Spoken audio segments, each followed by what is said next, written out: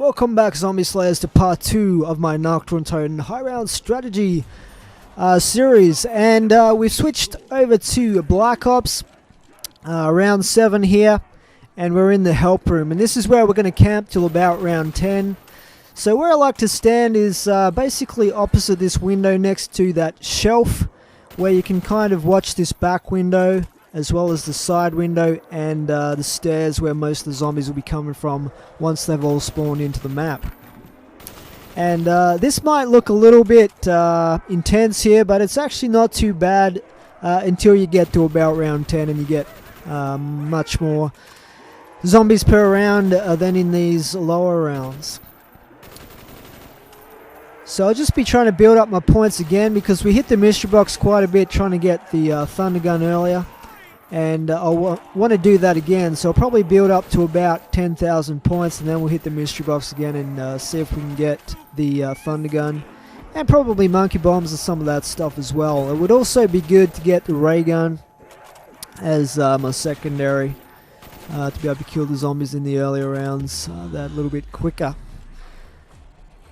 Okay, so we finished around there with a nuke and we'll head into round 8 here in the Black Ops version of Nacht.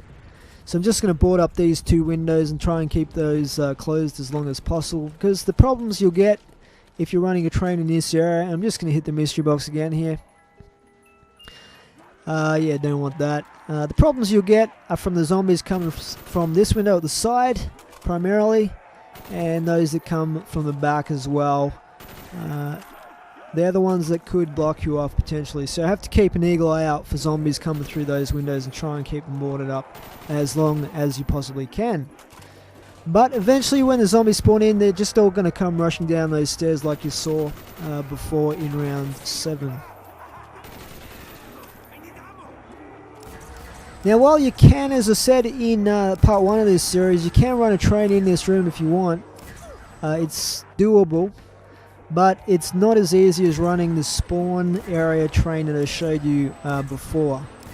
So, you know, if you want to try both out, that's fine. The other thing is, if you do get stuck in this room, and when I was playing the World at War game to round 115, I was waiting on a nuke so I could take out the wave at the end of a round.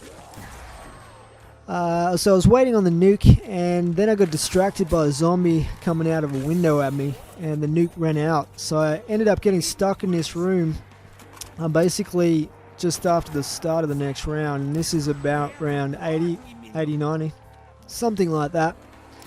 And I'm like, oh hell, I'm going to have to run a train now in this area, but I pulled it off okay, so you know, it's not too bad, but probably not a long-term thing if you're running the train down here. Now in the background there, you can actually hear the secret song starting to play, and that must have happened because I must have accidentally hit the exploding barrel out the side window while I was shooting the zombies in that direction, because one of the barrels is out there. I don't know how you would describe the direction of it, but and there we get the thunder gun eventually, so that's pretty awesome. So now I've got the ideal weapon set up, except for monkey bombs. I've got the ray gun and the thunder gun by round 8. As I said before, most of the time you'll get the thunder gun by round 10 at the very latest, and you shouldn't have too many problems. Okay, so we've switched across to World at War here, and I'm in the same area again here at round 9. And I'm running around with a Colt. You might wonder why that is. Well, basically the Colt gives you the very best mobility and speed.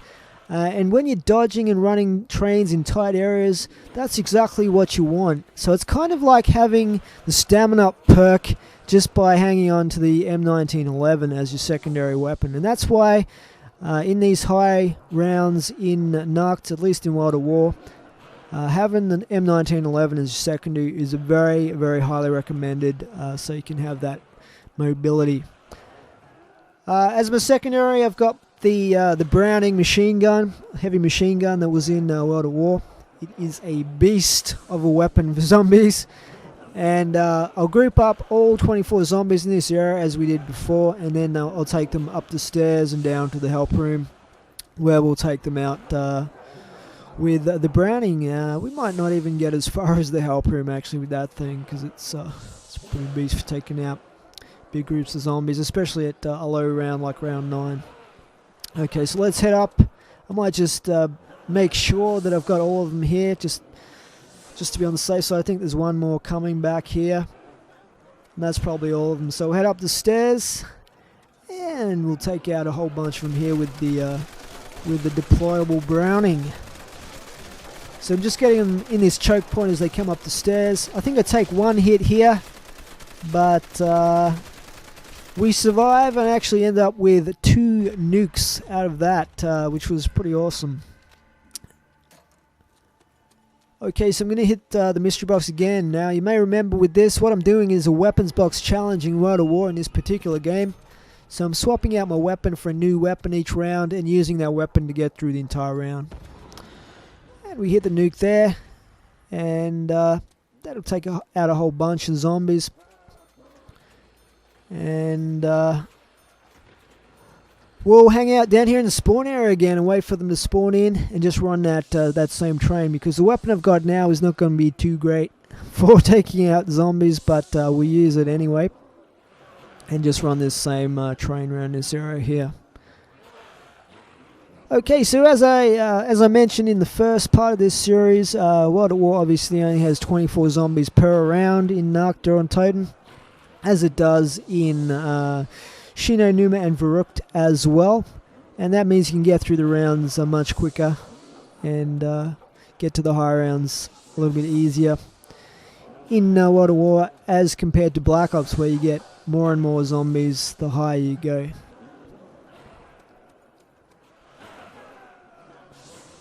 So eventually though, for the high rounds, what we're going to aim for is the flamethrower as our primary weapon for killing the zombies, so we don't have to keep reloading that thing.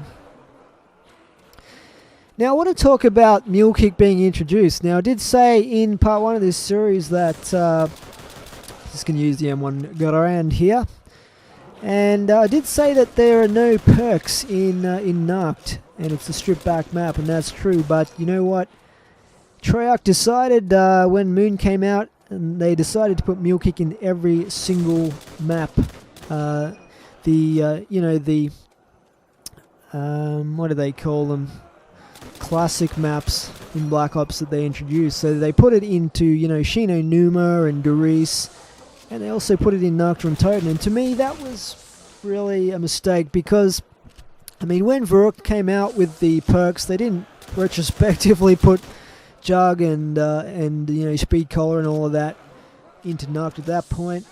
Nacht was kept as a stripped back map with no perks in it, and I think they should have kept that vibe going. They should have kept it like that. Adding Mule Kick doesn't make any sense whatsoever. If you're going to want any perk in this map, you probably want Jug, right?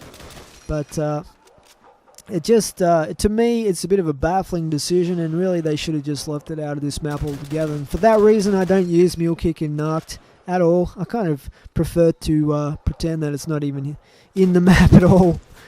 But obviously we're playing World of War here anyway, so it's not in there.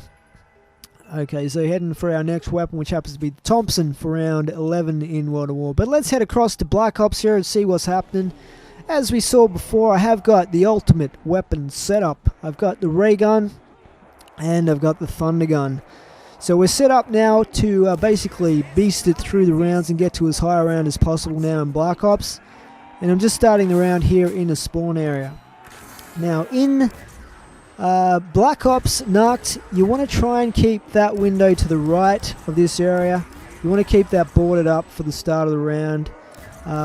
If you possibly can, because you'll eventually have zombies coming throughout the round, spawning in and coming from that area, and they will be the ones that cause you problems running this circle.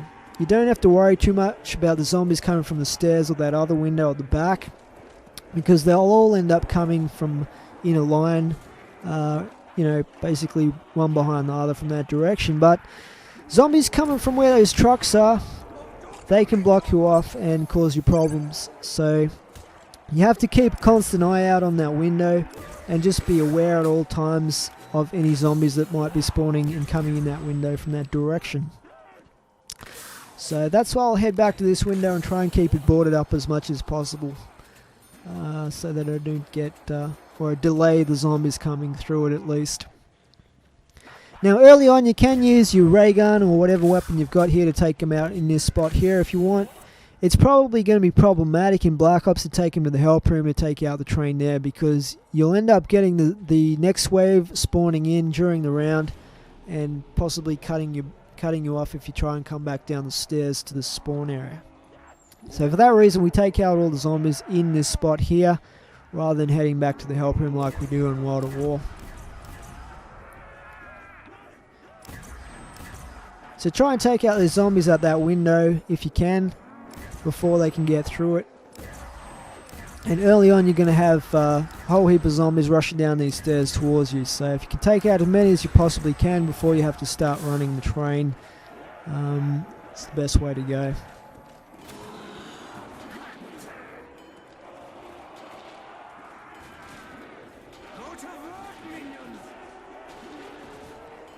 So when you're running this train, obviously it's a good idea to have your thunder gun out at all times to, you know, in case you do get blocked off, you can use that as kind of a panic escape style weapon.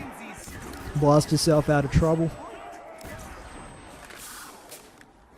Later on though, the ray gun is going to create a whole heap of crawlers that are going to be hard to kill easily, and they're going to trip you up. So you probably want to stop using the ray gun. You know, once you get to about round 25, past round 25, when you're going to create crawlers and they're going to get in your way. Alright, so pretty much winding up round 12 here, and just taking care of the last couple of zombies, and then we'll move on to round 13 and we'll switch across to the World at War game that we have going on. But that will come in part 3 of this high round strategy series. Hope you're enjoying, guys. Please leave a comment. For now, it is S1ippery Jim out. Thanks for watching.